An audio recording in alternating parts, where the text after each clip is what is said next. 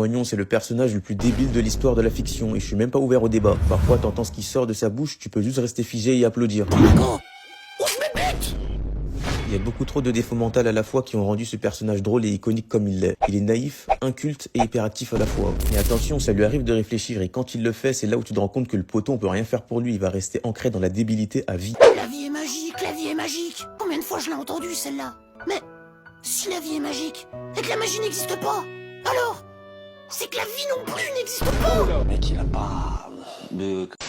Le poteau, il a voulu s'asseoir à la table d'Aristote et Platon, mais il oublie vite qu'il s'appelle Moignon. Toute cette remise en question et cette philosophie pour conclure par C'est dingue. Pourquoi faire?